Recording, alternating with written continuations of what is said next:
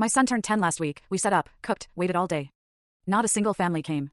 I never thought my own aunt and cousin would become the villains in my story. But the day I saw them target my mom, something inside me snapped, and the quiet kid everyone ignored finally knew his purpose. The air in our family gatherings always felt thick, heavy with unspoken tension, a polite smile barely masking the sharper currents beneath. For years, I just observed from the sidelines, an invisible presence in a world where everyone always seemed to be performing. My mother's side of the family had this way about them. They didn't yell, they just slowly, meticulously, bled you dry, all while smiling.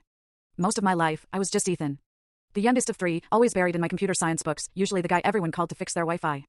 My older brother, Caleb, 3 years ahead, was building a solid career in logistics. Then there was Leo, my cousin. Aunt Sarah's son, always just there, like smoke seeping under a closed door, constantly irritating. Mom and Aunt Sarah were sisters, and Mom, bless her heart, always tried to keep the peace, despite their long-standing disagreements. That meant Sarah and Leo were at every family dinner, every birthday, even our vacations. I honestly never understood why. Aunt Sarah had this uncanny ability to consume all the air in a room, her opinions dominating before she even opened her mouth. And Leo? He was the golden boy, charming, tall, but honestly, a total parasite wrapped in a cloud of expensive cologne. The first real crack in my perception hit me at my high school graduation. I wasn't expecting a parade, I had good grades, a few academic awards, nothing to write home about. But as I walked off that stage, diploma in hand, I saw it, everyone clapping, except Aunt Sarah. She leaned over to Leo with this smug smirk, and I caught her distinct eye roll. It shouldn't have bothered me, but it did. Later that night, she gave me this tight, thin-lipped smile. Well, at least you're good with computers. That's something. It was supposed to be a compliment, but it landed like a punch to the gut. I tried to shake it off, telling myself she just didn't know how to talk to people. But then, those little things started piling up. At every gathering, she'd cut me off mid-sentence or just steer the conversation away the second I spoke.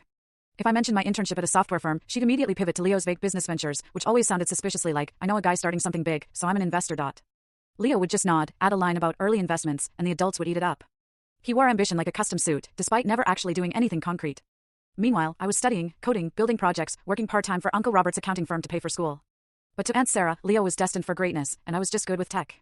Leo treated me like I was still a little kid. He'd ruffle my hair, which I absolutely hated, or call me the kid right in front of everyone. I was 5 inches taller than him by then, but it never seemed to matter. I vividly remember one 4th of July barbecue. I brought homemade raspberry lemonade, something I'd been experimenting with, and everyone seemed to love it. But when someone asked who made it, Leo quipped, probably the same guy who still thinks raspberry pie is food.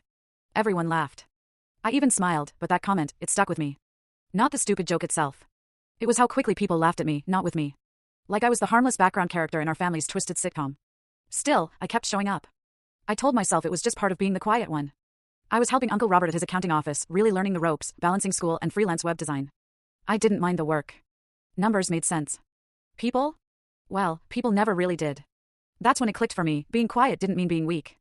It just meant I was watching, learning, and getting ready. When faced with a family that smiled while they slowly bled you dry, what would you have done? Don't miss the twist bottom left, full story.